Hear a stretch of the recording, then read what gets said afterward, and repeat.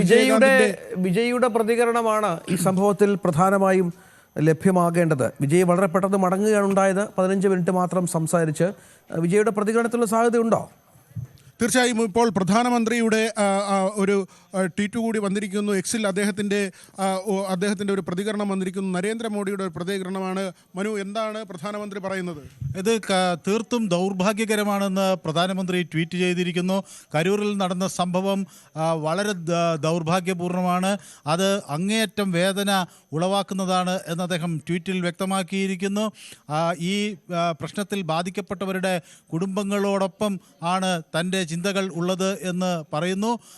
അവരെ പ്രിയപ്പെട്ട ആളുകളെ നഷ്ടപ്പെട്ട ആ കുടുംബങ്ങൾക്കോടൊപ്പം താൻ നിൽക്കുന്നു എന്ന് പ്രധാനമന്ത്രി ട്വീറ്റിൽ വ്യക്തമാക്കുന്നു. അതോടൊപ്പം തന്നെ ഈ കഷ്ടപ്പാടിൻ്റെ ഈ സമയത്തെ അതിജീവിക്കാൻ അവർക്ക് കഴിയട്ടെ എന്ന് താൻ പ്രാർത്ഥിക്കുന്നു എന്ന് പറയുന്നു.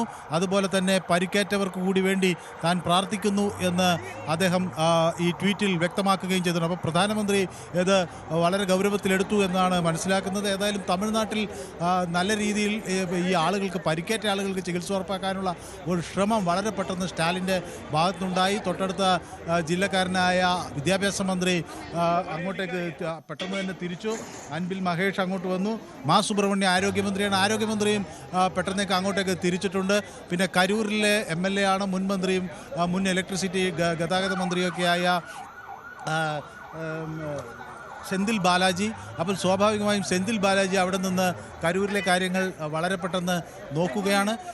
അദ്ദേഹം കാര്യങ്ങൾ അവിടെ പരിശോധിക്കുന്നു. ഏതായാലും 31 ആളുകൾ മരിച്ചു എന്ന ഔദ്യോഗികമായൊരു സ്ഥിരീകരണമാണ് MLA നൽകുന്നത്. മറ്റാളുകളെല്ലാം അദ്ദേഹം സന്ദർശിക്കുന്നുണ്ട്, അവരുടെ സുഖവിവരങ്ങൾ അന്വേഷിക്കുന്നുണ്ട്.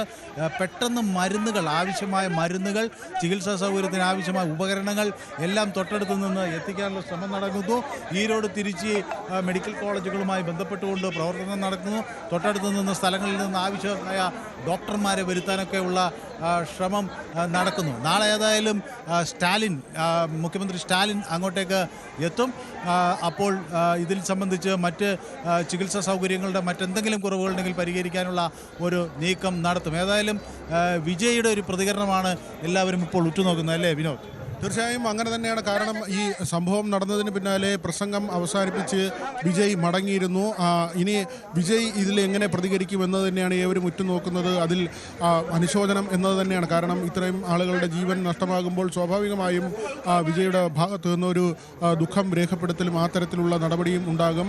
അതിനപ്പുറത്തേക്ക് വരും ദിവസങ്ങളിൽ ഇതിൻ്റെ രാഷ്ട്രീയ മാനം ഏത് തരത്തിലുണ്ടാകും, ഏത് തരത്തിലൊക്കെയാകും ചർച്ചകൾ ഉണ്ടാകുക. കാരണം നമുക്കറിയാം രഞ്ജിത്ത്, കഴിഞ്ഞ ദിവസം പോലും രജനീകാന്തിൻ്റെ ഭാഗത്തു നിന്നുള്ള ഒരു പരാമർശം, ഇന്ത്യൻ രാഷ്ട്രീയത്തിലെ നക്ഷത്രമാണ് സ്റ്റാലിൻ എന്ന നിലയ്ക്ക്. അതായത് കാലങ്ങളായി രജനീകാന്ത് DMKയോട് ചേർന്ന് നിൽക്കുന്ന ഒരു രീതിയുണ്ട്. ജയലളിതയോട് കാലങ്ങളായി മനസ്സിൽ സൂക്ഷിച്ചിരുന്ന വൈരമുണ്ട്. അതിൻ്റെ ഒരു തുടർച്ചയെന്ന നിലയിൽ പലപ്പോഴും രജനീകാന്തും വിജയും തമ്മിൽ കൊമ്പുകോർക്കുന്ന ഒരു സാഹചര്യമുണ്ടായിരുന്നു. ഇപ്പോഴും അതിൽ ഒരു മാറ്റവുമില്ല. രജനീകാന്തിനെ പല വേദികളിലും കളിയാക്കുന്ന തരത്തിൽ വിജയുടെ പ്രസംഗങ്ങൾ ഉണ്ടാകുകയും ചെയ്തു. ഇതിന് പിന്നാലെയാണ് രജനീകാന്ത് സ്റ്റാലിനെ പ്രശംസിച്ചുകൊണ്ട് രംഗത്തെത്തുന്നത്. ഇപ്പോഴത്തെ ഒരു കണക്കുകൾ പ്രകാരം ഏതാണ്ട് അടുത്ത തിരഞ്ഞെടുപ്പിൽ 20% വോട്ടുകൾ നേടിക്കൊണ്ട് TVK അവിടെ ഒരു വലിയ ശക്തിയായി ഉയർന്നു വരുമെന്ന കണക്കുകൂട്ടലൊക്കെ ഉണ്ട്. ആ ഒരു സാഹചര്യത്തിലാണ് ഇങ്ങനെ ഒരു അപകടം സംഭവിക്കുന്നത്. സ്വാഭാവികമായും സർക്കാർ ഇതിൽ ആരോപിക്കാൻ പോകുന്നത് മറ്റ് സമ്മേളന സ്ഥലങ്ങളിൽ, മധുരയിൽ തുടങ്ങി തുടർന്ന് ഇങ്ങോട്ടുള്ള എല്ലാ വേദികളിലും വിജയ് പോലീസിൻ്റെ നിർദ്ദേശങ്ങൾ മറികടന്നിരുന്നു എന്നതാണ്. എന്നാൽ വിജയുടെ ഭാഗത്ത് നിന്ന് നേരത്തെ ഉണ്ടായ പ്രതികരണങ്ങൾ ഈ റാലിയെ പൊളിക്കുന്നതിന് വേണ്ടി, അതിൻ്റെ ശോഭ കെടുത്തുന്നതിന് വേണ്ടി DMKയുടെയും സ്റ്റാലിൻ്റെയും ഭാഗത്ത് നിന്ന് നീക്കങ്ങൾ ഉണ്ടാകുന്നു. വൈദ്യുതി പോലും വിച്ഛേദിക്കുന്ന തരത്തിലേക്ക് കാര്യങ്ങൾ എത്തിച്ചു. BJP ആണ് ഒരുപക്ഷെ ഇത്തരത്തിൽ ഈ റാലി നടത്തിയതെങ്കിൽ അങ്ങനെ വൈദ്യുതി ബന്ധം വിച്ഛേദിക്കുമായിരുന്നോ എന്ന ചോദ്യം പോലും വിജയുടെ ഭാഗത്ത് നിന്ന് ഉയർന്നു വന്നു. അന്തരിച്ച നടൻ വിജയകാന്തിൻ്റെ പാർട്ടിയുണ്ട്. ആ പാർട്ടിയോട് മാത്രമാണ് ഏതെങ്കിലും തരത്തിൽ ആ ഒരു അവശേഷിക്കുന്ന ആ നേതാക്കളുമായൊക്കെ മാത്രമായി നടൻ വിജയകാന്തിൻ്റെ കുടുംബവുമായി ഒക്കെയാണ് വിജയ്ക്ക് ഒരു ബന്ധമുള്ളത്. അതിനപ്പുറത്തേക്ക് DMKയുമായിട്ടോ ADMKയുമായിട്ടോ BJPയുമായിട്ടോ ഒരു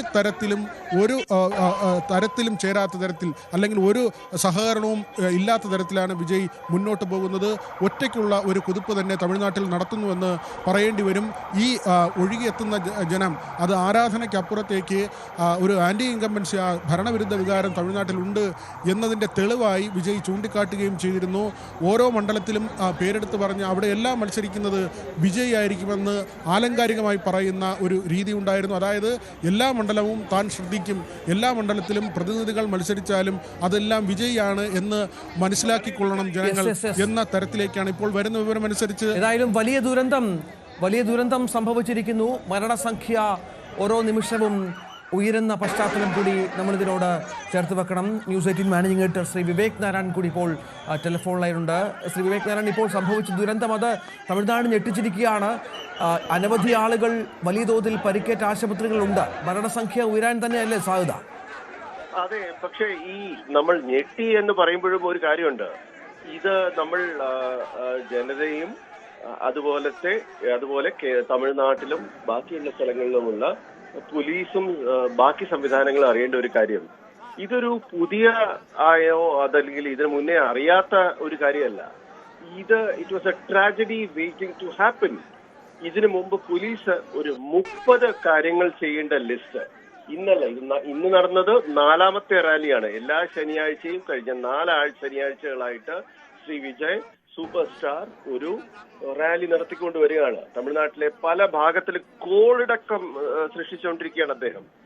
അദ്ദേഹത്തിന് വേണ്ടി പല ആൾക്കാരും DMK പോലുള്ള ഒരു മാസ് പാർട്ടി വരെ അദ്ദേഹത്തിനെ ഭയന്നുകൊണ്ടിരിക്കുന്ന ഒരു സമയമാണ്. പക്ഷേ ആ സമയത്ത് പോലും അദ്ദേഹം ഒരു സൂപ്പർ സ്റ്റാർ പരിധിയിൽ ഇരുന്നിട്ട് ഈ 30 പോലീസ് ലിസ്റ്റിനെ വലിച്ചു കീറുക, അതിനെ കോടതിയിൽ ചാലഞ്ച് ചെയ്യുക. ഈ 30 ലിസ്റ്റ് എന്ന് പോലീസ് പറയുന്നത് എന്താണ്? നിങ്ങളുടെ കൂടെയുള്ള ആൾക്കാര് മീഡിയൻ ക്രോസ് ചെയ്യാൻ പാടില്ല, നിങ്ങൾ ഒരു റോഡ് ഷോ ഇറക്കുമ്പോൾ അതിൽ ഇത്ര ആൾക്കാരെ കാണാൻ പാടുള്ളൂ എന്നുള്ള നിയമങ്ങൾ മാത്രമാണ്. നിയമങ്ങൾ ലംഘിക്കാൻ ഒരു സൂപ്പർ സ്റ്റാറിനും അധികാരമില്ല എന്ന് ജനം മനസ്സിലാക്കണം, എന്ന് പോലീസ് മനസ്സിലാക്കണം, എന്ന് കോടതികൾ മനസ്സിലാക്കണം. അത് മനസ്സിലാക്കാത്തതോളം അത് നിർത്താത്ത ഈ വിജയ്ക്ക് ഇത് നിർത്തിക്കഴിഞ്ഞാൽ വിജയ് പോപ്പുലർ ആകുമോ എന്നുള്ള സ്റ്റാലിന്റെ ഭയമുണ്ട്. അതെല്ലാം മറികടന്ന് ലോ ആൻഡ് ഓർഡർ എന്നുള്ളതും ജനത്തിന്റെ ജീവനും സുരക്ഷയും അതിനുപരിയാണെന്നുള്ളത് ഒരു കാര്യം മനസ്സിലാക്കണം. ഇന്ന് മരിച്ചിരിക്കുന്നത് 31 പേരെന്നാണ് ഇപ്പൊ ഒഫീഷ്യൽ റെക്കോർഡിൽ നമ്മൾ സുബ്രഹ്മണ്യം പറഞ്ഞിരിക്കുന്നത്. പക്ഷെ 31നും മേളിലാകും ഈ ഡെത്ത് ടോൾ. ഇതിൽ നിന്ന് 6 കുട്ടികൾ, ഈ കുട്ടികൾ 5 വയസ്സിന് താഴെയുള്ള കുട്ടികളാണ്. അത്തരം കുട്ടികൾ എന്തിനാണ് മരിച്ചത്? അവർക്ക് സിനിമ എന്താണെന്നോ സ്ക്രീൻ എന്താന്ന് പോലും അറിയില്ല, വിജയ് ആരാന്നറിയില്ല. അങ്ങനത്തെ കുട്ടികൾ മരിച്ചതിന് ഉത്തരവാദിത്വം അതിനുള്ള സംസ്ഥാന പോലീസും.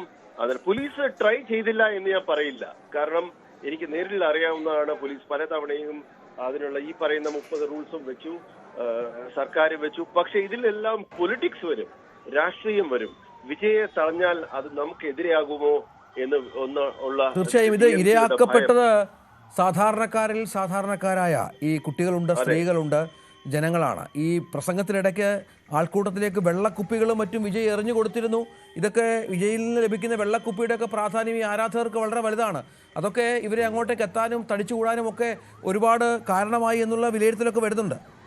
തീർച്ചയായും ഇന്ന് കാലത്തെ ഈ ഒരു മീറ്റിംഗ്, അതായത് ട്രിച്ചിയിൽ നിന്നും 50 കിലോമീറ്റർ മാറി ഒരു സ്ഥലത്തായിരുന്നു ഇദ്ദേഹത്തിന്റെ മീറ്റിംഗ്. കരൂർ എന്ന് പറയുന്ന സ്ഥലത്തായിരുന്നു. അതൊരു ഡിസ്ട്രിക്ട് ഹെഡ് ക്വാർട്ടേഴ്സ് ആണ്. കരൂരിലായിരുന്നു അദ്ദേഹത്തിന്റെ മീറ്റിംഗ് നടക്കേണ്ടിയിരുന്നത്. കാലത്തെ നടക്കേണ്ട മീറ്റിംഗ് അത് ഒരു 6 മണിക്കൂർ. ഈ ഫിലിം സ്റ്റാർസ് നമ്മൾ എല്ലാവരും കേട്ടിട്ടുണ്ടല്ലോ, ഒരു സെറ്റ് ഇട്ട് കഴിഞ്ഞാലും 5 മണിക്കൂർ കഴിഞ്ഞേ വരുള്ളൂ. പ്രൊഡ്യൂസറിനെ അവഹേളിക്കാം, ജനതയെ അവഹേളിക്കാം.